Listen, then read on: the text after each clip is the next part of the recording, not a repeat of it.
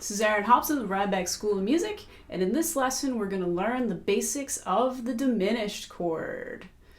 So maybe you've seen it before, you've looked at a piece of music and you saw a letter with a circle after it, or a letter with a circle and then a 7 after it, or a letter with the DIM abbreviation and you were like, I don't know what that means, or never played that before and you just kind of skipped through it and you didn't want to play it.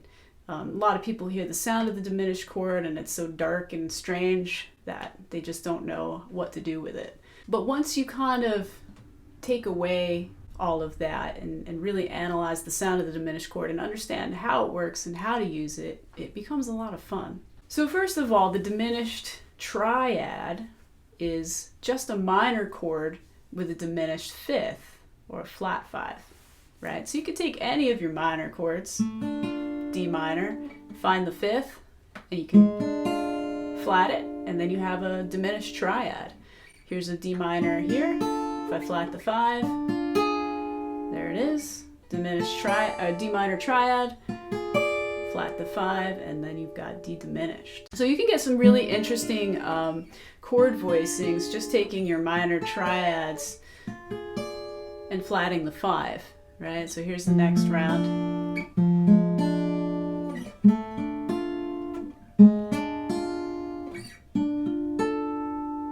Where's the 5 there? Here. So I'm taking just all my inversions of a D minor chord, and wherever I have that, I can flat the 5, and I have a diminished triad. Here's this one. I can do it. There's the flatted 5.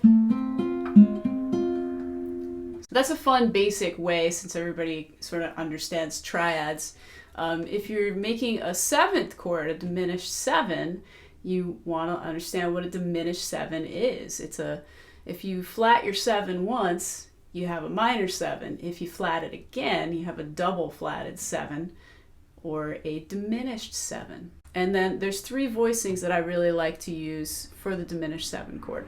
So the first one with the root on the top string, so say if I have my middle finger on my G, and then I bar the 2nd fret on the D string and the B string, and then I add my ring finger on the 3rd fret of the G here, that's just a voicing with the top string root, and that's a diminished 7.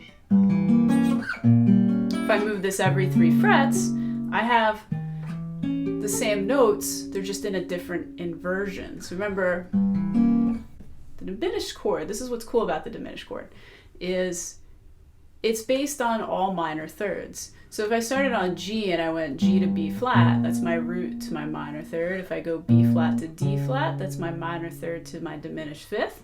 If I go B flat to E, that's my diminished 5th to my diminished 7, and then from my diminished 7 back to my root.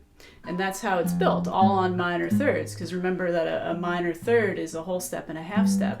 So these are all the notes, and they're all a minor third part, which makes it really interesting sounding. So if I move this every 3 frets, I have the same notes. It's just a different inversion. We're taking the same notes and we're just flipping the order. Okay, so that's one voicing that I personally like. Another one is on the root of the A string here. So I have 2nd fret on the A, the 3rd fret on the D, the 1st fret on the G, and the 3rd fret on the B. Now this would kind of be a B diminished chord. I have B, F, A flat, and D. So my root, my minor 3rd, my diminished 5th, my diminished 7. And again, you can move that every 3 frets. It's the same notes, just a different inversion of the notes, right? And then the other voicing I like is this one on the bottom 2 strings. So, I mean, this technically, if I called this my root, this would be an E diminished. So I have 2nd fret, 3rd fret, 2nd fret, 3rd fret. This is my root, my flatted 5, my double flatted 7 or my diminished 7, and my minor 3rd here. So again, if I move this every 3 frets, I have the same chord, just a different inversion of that chord. And what's fun is you can kind of combine these voicings. Like say I wanted to do like an A diminished run here, and I know how these two voicings line up. I could go. You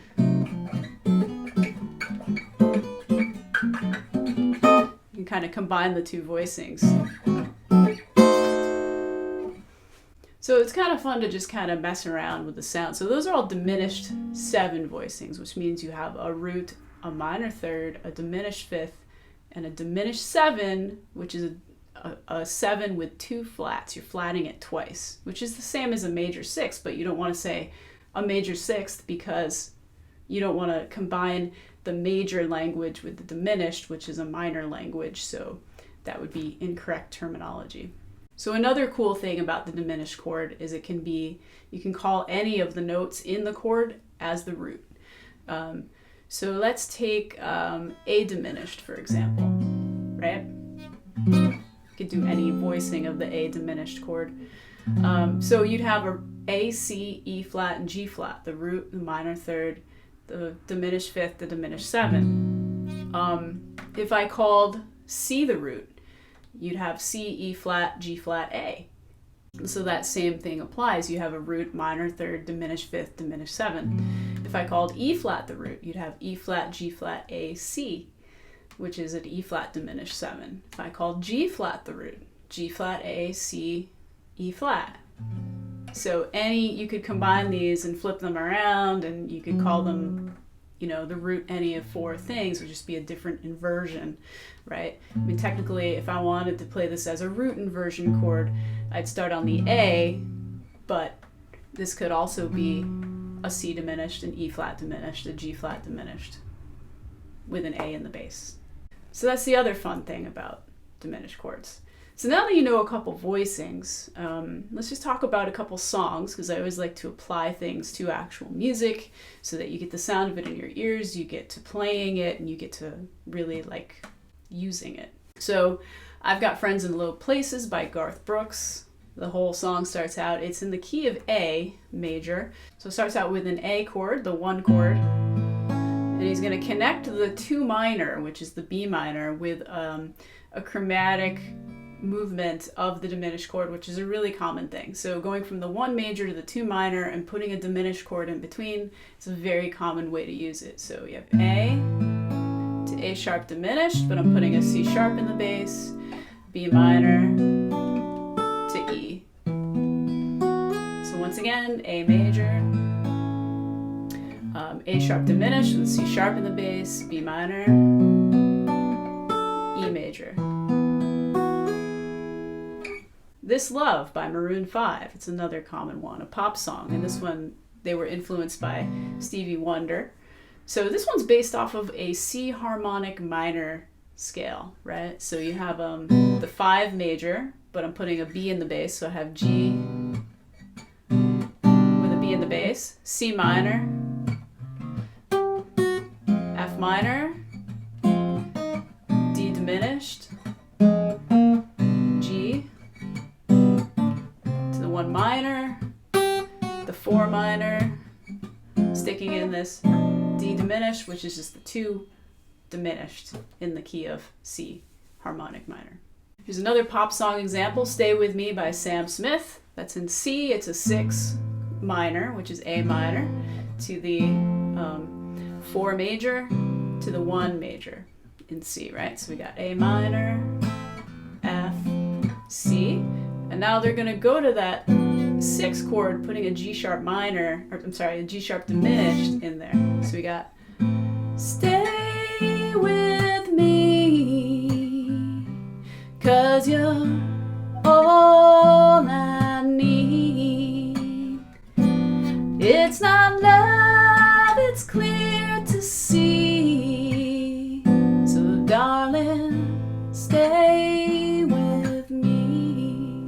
So you notice that piano line puts in that little bit of dissonance, which is that G sharp diminished resolving back to the A minor. So that's use of the diminished leading to the 6 minor chord.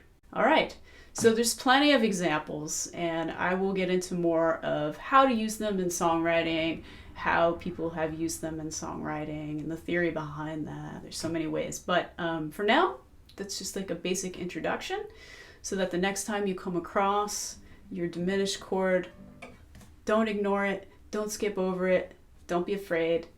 Just kind of learn these voicings and learn how to apply it. All right, see you at the next one.